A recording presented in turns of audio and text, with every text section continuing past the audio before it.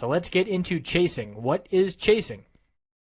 It's when technicals indicate overbought conditions, and most notably that's the RSI. I like using the RSI for this instance because if the move is extended to the upside, the RSI will let me know, wait for consolidation before jumping in. And again, it's that emotion that affects the decisions, not wanting to miss out on the big move. Everybody on the social network, stock twits or Twitter, whatever it is, are talking about how fun it is. Oh, it's going up forever to the moon, making so much money, and then jumping in following the hype without looking at the technicals just because everybody else is. And then you can find yourself entering at the top, and everybody that was buying at the bottom and saying how fun it was making money, they're selling you their shares at the top, and then you're stuck holding the bag. So let's look at an example here of chasing and how it can lead to a bad trade entry. So two examples we're going to look at of chasing here are both on the 5-minute chart, and they're both from Friday, September 23rd. We're going to look at Yelp and GoPro. So both had breakouts. Let's look at Yelp first. And we shot to the upside. The price started down here at $38.99, and next thing you know, 25 minutes later, we're at $41.37. So huge move to the upside, big volume. What stands out is the RSI on the 5-minute getting all the way up to 93. That is extremely high. Anytime you're over 90, that is pretty rare, and it indicates that we're extremely overbought. So if you were not buying in the first 15 minutes, you are caught holding the bag. Look at the rest of the day. Lower highs and lower lows, clear pullback, complete trend reversal. The MACD also got unsustainable to the upside. Anytime the blue line here separates from the orange line significantly, we call that an unsustainable move, and that's another indication that a pullback is likely. So you see the MACD like that, the RSI up at 93, and I personally have that rule where I will not be buying if the RSI is above 70 on different time frames. If it's a swing trade, it'll be on the daily, and if it's a day trade, I'll be looking at the 5-minute.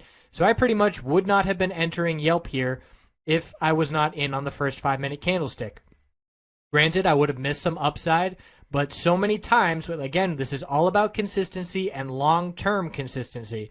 So sure, I would have missed some upside here over the next 15 minutes, but time and time again, with the RSI up over 70 on the 5-minute chart, we see consolidation. And let's say I'm making this number up, but 9 times out of 10, 8 times out of 10, even 6 times out of 10, if we're going to get a pullback when the RSI is in the 70s range, I don't want to be buying shares. So anybody buying up here ended up holding the bag, and unless you are on this move first thing in the first 15 minutes, you do not want to be entering this position. And the RSI is the big indicator for that. So let's look at GoPro, a little bit of a different example so you can see this move happened very quickly. GoPro's big move, very similar in terms of the amount of percent gains to be had, but look at the difference is the amount of time it took to get significantly to the upside. So rather than just 15, 25 minutes, this took place over an hour. And you look at the RSI, you see it hit 70, it pulled back, it went back to the upside. The highest it got was 80, so that's 13 points lower than it got on Yelp. So extremely fast to the upside, no consolidation on the way up, whereas GoPro, it did consolidate, it formed some support here, and then it did reach a top temporarily, formed another support, and then hit some higher highs. So this played out a lot slower, and we can see the MACD did get unsustainable to the upside here as well. So another scenario where if I was not in the first 10 minutes with the RSI up over 70, I would not have bought. Maybe on this consolidation when the RSI cools back off, back under 70, that would have been an entry point. But the point being, even after we reached the high of the day, we consolidated, but look at the end of the day, we formed another uptrend with higher lows and higher highs turning things around. So we reached a quick top. It took a lot longer than Yelp. We established support on the way up. And look at where we pulled back to. Right around here in this area, 1672. Look where we saw resistance. 1670, 1671. So that initial resistance that caused that initial consolidation acted as support on the way down and led to a turnaround for the bulls. We look back at Yelp, and because we established slim to no support on the way up, the way back down, we did not see a turnaround.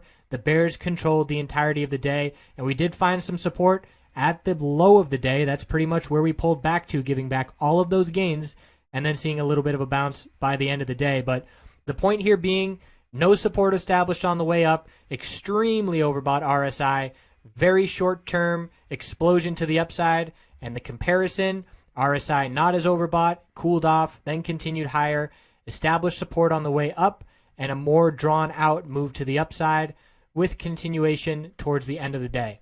So that's an example of chasing, and you could have made plenty of entry opportunities here on GoPro once the price cooled off, allowing entry after some consolidation, and there were plenty of profitable opportunities on GoPro compared to Yelp, where if you weren't in the first 15, 20 minutes, not even 20 minutes, first 15, you're not making profit today as a bull.